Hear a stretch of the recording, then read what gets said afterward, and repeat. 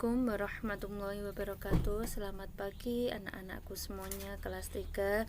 Pada hari ini kita akan belajar tema 2, subtema 1, pembelajaran 2. Nah, di sini Ibu akan membacakan sebuah dongeng tentang kisah bunga mawar dan pohon bambu. Dengarkan ya. Di sebuah taman terdapat taman bunga mawar yang sedang berbunga. Mawar-mawar itu mengeluarkan aroma yang sangat harum. Dengan warna-warni yang cantik, banyak orang yang berhenti untuk memuji sang mawar. Tidak sedikit pengunjung taman meluangkan waktu untuk berfoto di depan atau di samping taman mawar. Bunga mawar memang memiliki daya tarik yang menawan. Semua orang suka mawar. Itulah salah satu lambang cinta. Sementara itu, di sisi lain taman ada sekelompok pohon bambu yang tampak membosankan. Dari hari ke hari, bentuk pohon yang begitu saja.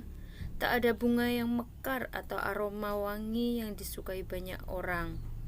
Tidak ada orang yang memuji pohon bambu. Tidak ada orang yang mau berfoto di samping pohon bambu. Maka tak heran jika pohon bambu selalu cemburu saat melihat taman mawar dikerumuni banyak orang. "Hai bunga mawar," ujar sang bambu pada suatu hari. "Tahukah kau, aku selalu ingin sepertimu, berbunga dengan indah, memiliki aroma yang harum, selalu dipuji cantik, dan menjadi saksi cinta manusia yang indah," lanjut sang bambu dengan nada sedih. Mawar yang mendengar hal itu tersenyum. "Terima kasih atas pujian dan kejujuranmu, bambu," ujarnya.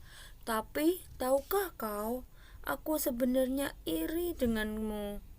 Sang bambu keheranan. Dia tidak tahu apa yang membuat mawar iri dengannya. Tidak ada satupun bagian dari bambu yang lebih indah dari mawar. "Aneh sekali, mengapa kau iri denganku?" "Tentu saja aku iri denganmu. Coba lihat, kau punya batang yang sangat kuat. Saat badai datang, kau tetap bertahan, tidak goyah sedikit pun," ujar sang mawar. "Sedangkan aku dan teman-temanku, kami sangat rapuh. Kena angin sedikit saja, kelopak kami akan lepas. Hidup kami sangat singkat," tambah sang mawar dengan nada sedih. Bambu baru sadar bahwa dia punya kekuatan. Kekuatan yang dia anggap biasa saja ternyata bisa mengagumkan di mata sang mawar. "Tapi mawar, kamu selalu dicari orang. Kamu selalu menjadi hiasan rumah yang cantik atau menjadi hiasan rambut para gadis." Sang mawar kembali tersenyum. "Kamu benar, bambu. Aku sering dipakai sebagai hiasan dan dicari orang.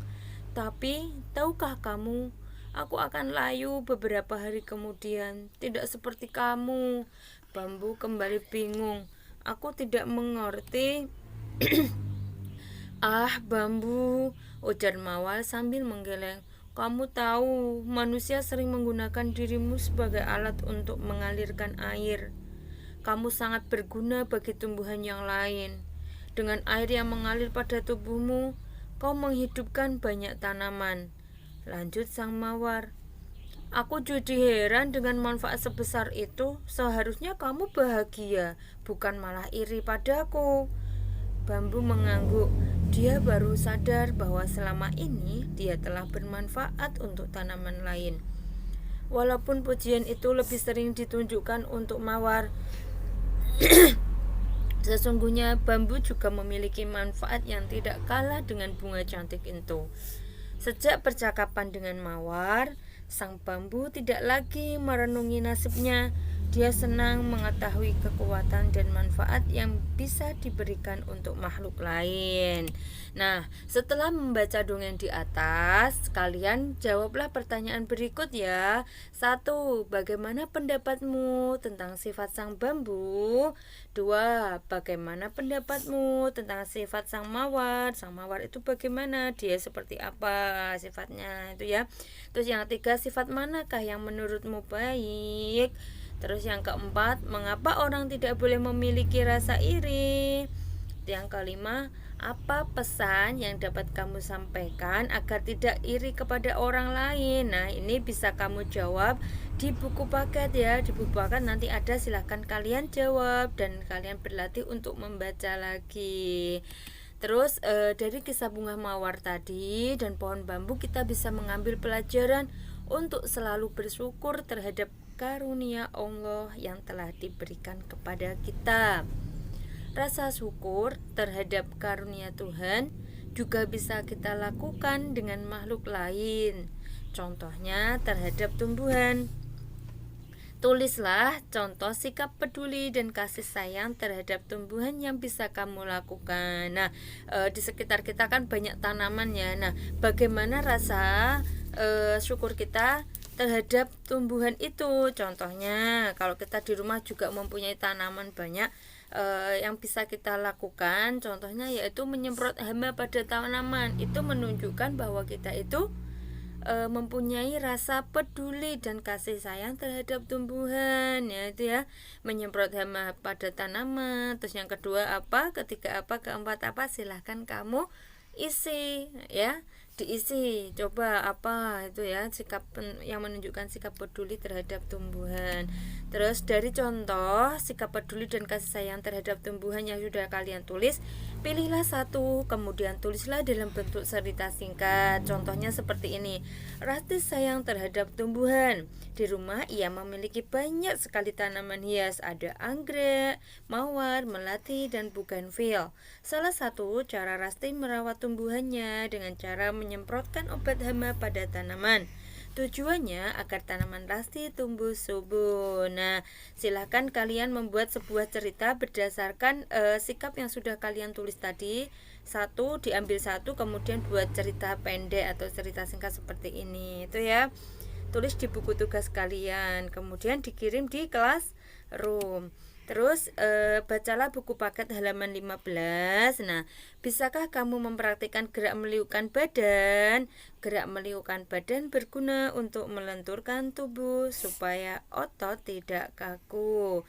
Nah, gerakan meliukkan badan itu bisa kalian lakukan. Caranya bagaimana? Yang pertama, sikap awal, badan berdiri tegak.